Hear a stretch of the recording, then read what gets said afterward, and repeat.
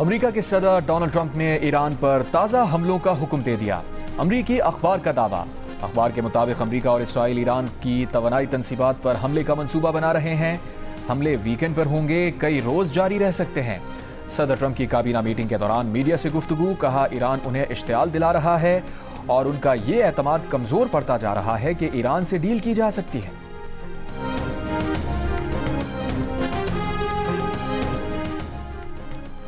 Iran ने America और Israel को अहम इंफ्रास्ट्रक्चर पर हमलों से खबरदार कर दिया। ईरानी खबर एजेंसी तस्नीम के मुताबिक ईरानी फौज के पास सलाहियत है और इरादा भी, जामे मंसूबा तैयार है। ईरान के खातिमुल अंबिया ब्रिगेड के आला तरीन commander major general Ali Abdullahi ने अमेरिका और इसराइल को खबरदार किया है कि जाहियत करके भागने का दौर खत्म हो चुका। गलत अंदाजे लगाकर की जाने वाली किसी भी कार्रवाई के नताइज भुगतना पड़ेंगे।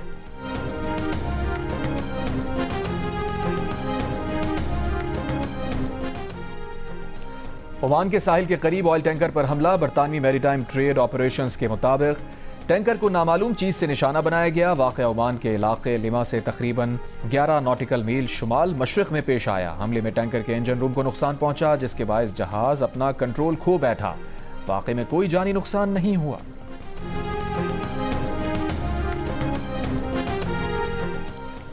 पेट्रोल की कीमत में 12 और डीजल की कीमत में 66 पैसे फी लीटर कमी। पेट्रोल की नई कीमत 336 रुपये 3 पैसे फी लीटर मुकद्दर। डीजल की नई कीमत 392 रुपये 38 पैसे फी लीटर हो गई। मट्टी का तेल 1 रुपये 22 पैसे सस्ता। महकमा मौसमियात के मुताबिक जनूबी मध्य प्रदेश पर मौजूद हवा का शदीद कम दबाव आइंदा 24 घंटों के दौरान मगरिब और शुमाल मगरिब की जानिब बढ़ने का इम्कान है। सिस्टम के ज़ेर असर मानसून हवाएं मुसलसल मुल्क के मशरक़ी और वस्ती इलाकों में दाखिल हो रही हैं। आज कश्मीर, खैबर पख्तूनख्वा, इस्लामाबाद, पंजाब, सिंध और शुमाल मशरक़ी बलूचिस्तान में तेज़ हवाओं और गरज चमक के साथ बारिश का इम्कान है। सिस्टम के ज़ेर असर सिंध के मुख्तलिफ शहरों में 3 अगस्त तक वक्फे वक्फे से बारिश का इम्कान। कराची में आज दोपहर या शाम में गरज चमक के साथ बारिश हो सकती है।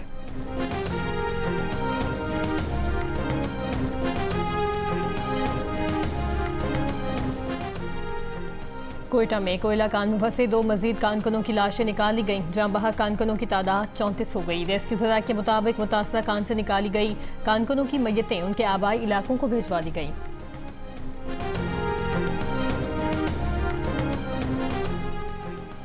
आज़ाद कश्मीर इंतखाबात के दूसरे मरहले के लिए इंतखाबी मुहिम खत्म। मुजफ्फराबाद डिवीजन के 3 अजला और 12 महाजिर नशिस्तों पर पोलिंग कल होगी। Chief election commissioner justice retired Ghulam Mustafa Mughal ने कहा, यह आज़ाद कश्मीर की तारीख का मुश्किल तरीन इंतखाब है। अगर हालात ऐसे ही रहते हैं तो रावलाकोट के इंतखाबात आगे पीछे हो सकते हैं।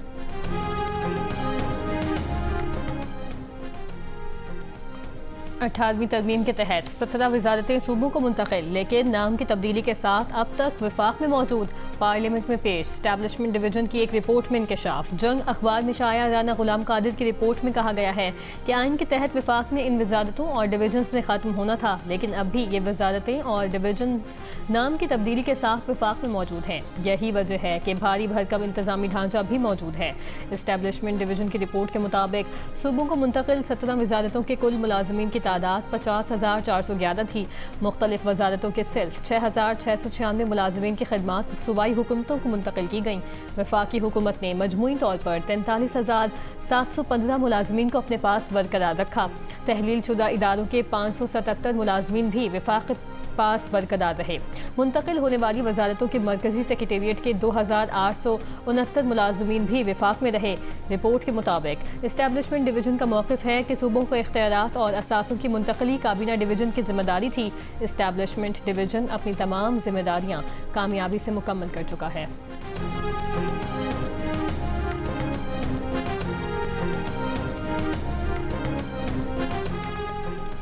माजरीन की नशिस्तें ख़त्म नहीं होने देंगे, कभी नहीं कहा रावलाकोट के लोग कश्मीरी नहीं।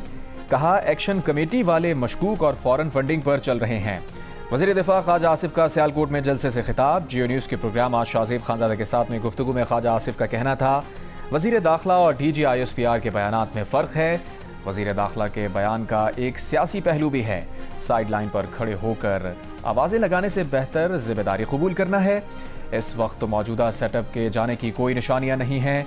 मौजूदा हालात में हाइब्रिड निज़ाम की कामयाबी में ही हमारी निजात है। आसिफ जरदारी, शहबाज शरीफ, फील्ड मार्शल और सिस्टम के दीगर 5-6 लोग मिलकर बैठें और देखें कि क्या करना है। पीपल्स पार्टी और हमारे दरमियान दरारें मौजूद हैं।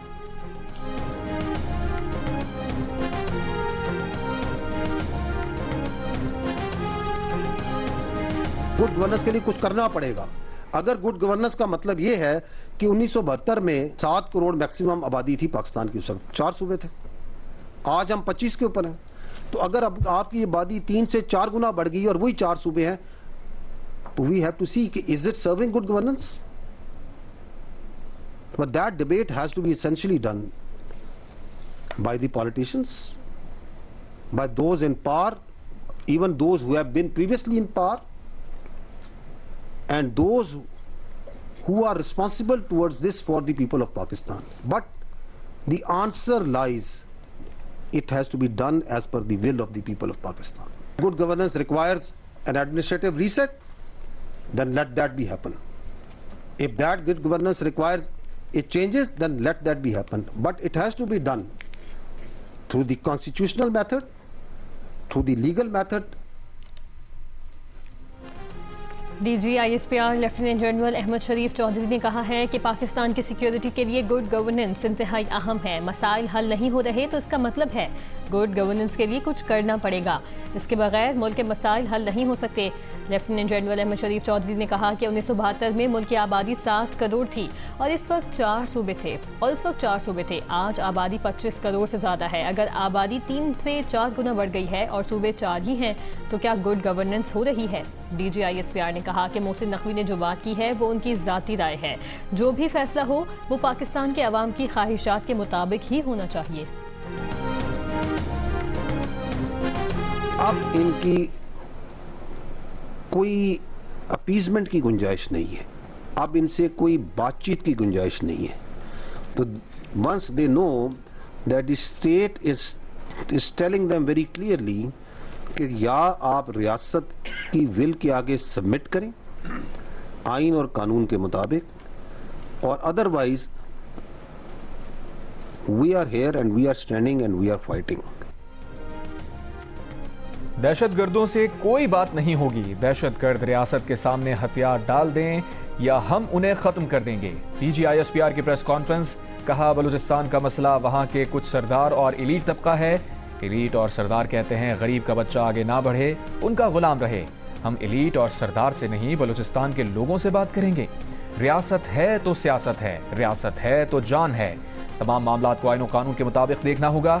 DGISPR का कहना था कि पाकिस्तान का सबसे लाडला बच्चा कश्मीर है। सबसे ज्यादा वसाइल कश्मीर को मिलते हैं। कश्मीर पाकिस्तान का अटूट अंग था, है और रहेगा। कश्मीरियों का फैसला पक्का है। अब भारत ने कुछ तो करना है। उन्होंने हुकूक के लिबादे में ये वारदात डाली है।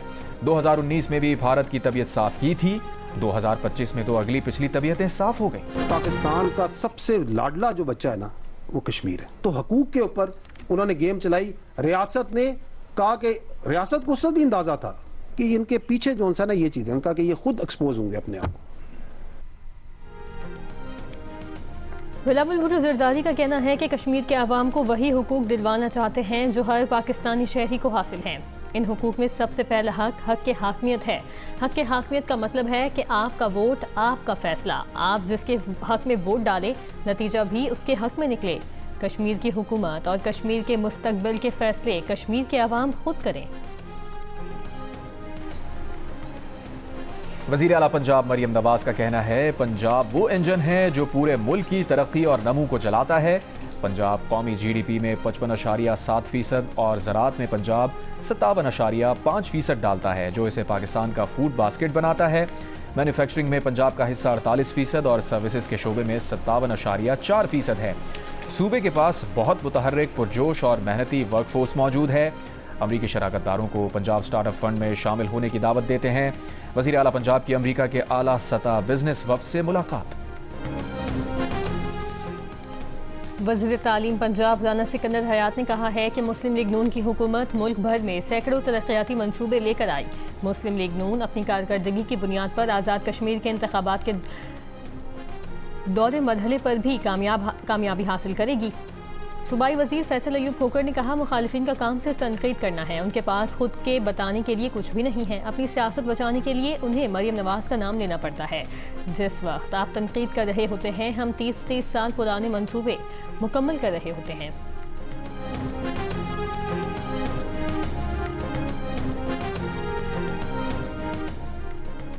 इस्लामाबाद में एक्सप्रेस वे की खस्ता हाल सर्विस रोड की बहाली के मंसूबे पर तरक्याती काम शुरू कर दिया गया। वफाकी वज़ीर दाखिला मोहसिन नकवी का मंसूबे का दौरा, तरक्याती कामों का जायजा लिया। कहा, मंसूबे की तकमील में रफ्तार, मयार और शफाफियत पर कोई समझौता नहीं किया जाएगा। मंसूबे से इस्लामाबाद और रावलपिंडी के शहरियों के लिए आमदोरफ्त मजीद आसान और तेज़ हो जाएगी। अवामी मिशन की तकमील में कोई कोताही नहीं बरती जाएगी। ब्रीफिंग में बताया गया कि मंसूबा 8.25 किलोमीटर तवील होगा।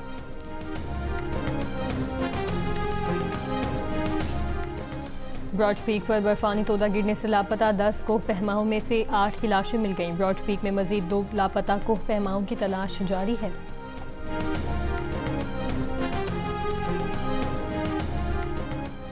लाहौर के फैक्ट्री एरिया में तेजाब गर्दी का निशाना बनने वाली खातून 17 रोज़ बाद अस्पताल में दम तोड़ गई। पुलिस के मुताबिक 36 साला सना पर मोहल्लेदार मुलजिम खालिद ने शादी से इनकार पर तेजाब फेंका था, जिससे वो बुरी तरह झुलस गई थी। वाक़े में मुलजिम खालिद खुद भी तेजाब जख्मी हुआ था।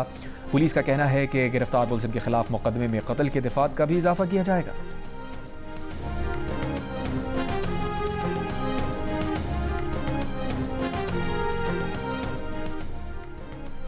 नसीराबाद के जिला बोलान में कौमी शाहराह पर कोच पर डाकुओं की फायरिंग, कंडक्टर जाम बहाक, 5 मुसाफिर जख्मी। पुलिस के मुताबिक कोच सादिकाबाद से कोयटा जा रही थी।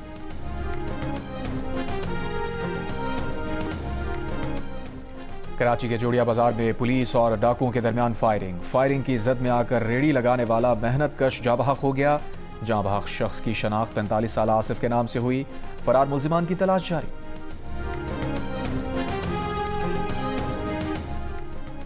रावलपिंडी की फ्रेंड्स कॉलोनी में नाले में गिरने वाले 7 साला बच्चे की लाश गवाल मंडी के करीब नाला लई से मिल गई। रेस्क्यू के मुताबिक बच्चा गुज़श्ता रोज बारिश में नहाते हुए नाले में गिरा था।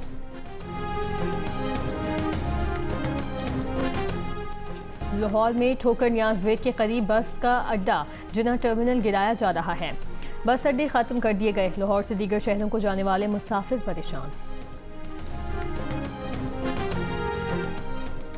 कराची में जौहर चौरंगी के करीब शहरियों का पानी और बिजली की अदम फराहमी के खिलाफ एहतजाज, ट्रैफिक जैम, गाड़ियों की तवील कतारें लग गईं। पुलिस से मुज़ाकरात के बाद मुजाहिरीन ने एहतजाज खत्म कर दिया। ट्रैफिक की रवानी बहाल।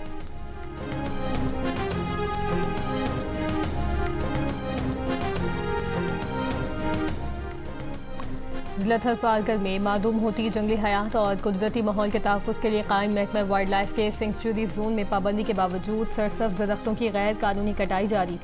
नायाब परिंदों और जंगली जानवरों का कुदरती मस्कन तबाही के दहाने पर पहुँच गया। सरसब्ज़ दरख्त कटे हुए तनों और खुश्क शाखों की सूरत में बाकी रह गए। इलाका मकीनों का कहना है कि जंगल में मौजूद हिरन, तीतर, खरगोश और जंगली हयात का दरख्तों पर गुजारा है। अगर इसी तरह दरख्त कटते गए तो बारिशें कम होंगी। अगर बारिशें ना हुई तो मज़ीद दरख्त कैसे बढ़ेंगे। महकमा वाइल्ड लाइफ के हुकाम का कहना है कि कटाई में मुलव्वस अफराद के खिलाफ कार्रवाई की जाएगी।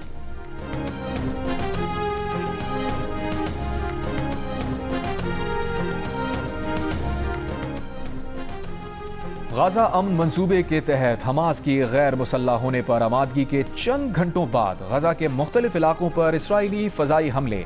वसी गजा की सलाउद्दीन स्ट्रीट और साबरा मोहल्ले पर हमलों में कम से कम 2 फ़लस्तीनी शहीद हो गए। फ़लस्तीनी मीडिया के मुताबिक तीर अल-बलाह में अल-अक़सा अस्पताल के करीब एक इमारत पर हमले से बड़े पैमाने पर तबाही हुई। बेघर फ़लस्तीनियों के मुतादिद खैमे मुतासिर। खान यूनुस के मशरक़ी इलाकों पर इसराइली तोपखाने से गोलाबारी, जबकि शुमाली गजा में रिहायशी इमारत पर इसराइली फ़ज़ाई हमले में मुतादिद फ़लस्तीनी ज़ख्मी हो गए। मकबूजा मग़रबी किनारे में भी इसराइली फ़ौज और काबिज़ीन के हमले जारी। फ़लस्तीनी ख़बरसां इदारे के मुताबिक अल-मुग़ैर गाँव में इसराइली आबादकारों ने फायरिंग करके 10 साला फ़लस्तीनी बच्चे को ज़ख्मी कर दिया, जबकि नाबलस के करीब मुतादिद फ़लस्तीनियों को गिरफ्तार कर लिया।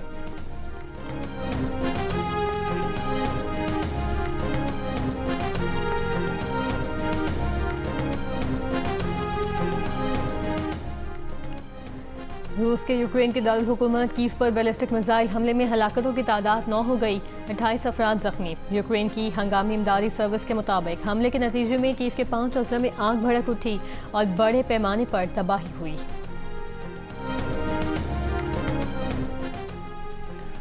अमेरिका का F-35 लड़ाका तैयारा कैलिफोर्निया के शहर सैन डिएगो में गिरकर तबाह। पायलट ने पैराशूट की मदद से छलांग लगाकर जान बचाई।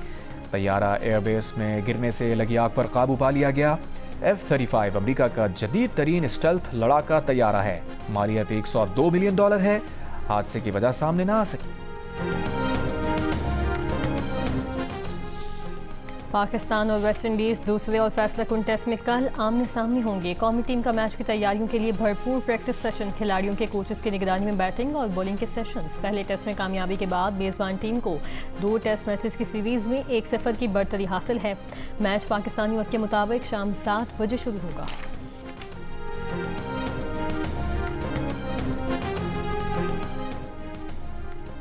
पाकिस्तान और श्रीलंका विमेंस के दरमियान दूसरा T20 मैच कल खेला जाएगा। पहले T20 में श्रीलंका ने पाकिस्तान को 6 विकेट से शिकस्त दी थी। श्रीलंका को 3 मैचेस की सीरीज में 1-0 की बढ़तरी हासिल। कॉमनवेल्थ गेम्स में पाकिस्तान के अरशद नदीम कोई मेडल न जीत सके। अरशद नदीम की पहली थ्रो ज़ाया, दूसरी 77.41 मीटर, तीसरी थ्रो 75.39 मीटर रही। 12 एथलीट्स में 9वां नंबर रहा। श्रीलंका के रुमेश थारंगा ने 89.75 की थ्रो के साथ सोने का तमगा जीता। भारत के नीरज चोपड़ा की दूसरी और भारत के ही यशवर सिंह की तीसरी पोजीशन। और खतरनाक जानवर, सनसनीखेज मुहिम और दुनिया को बचाने की आखिरी जंग। एक्शन और एडवेंचर से भरपूर Hollywood film Jumanji open world का ऑफिशियल ट्रेलर जारी। ये फिल्म 2017 में रिलीज होने वाली Jumanji welcome to the jungle और 2019 की जुमांजी द नेक्स्ट लेवल का अगला हिस्सा है। फिल्म क्रिसमस पर दुनिया भर के सिनेमा घरों में पेश की जाएगी।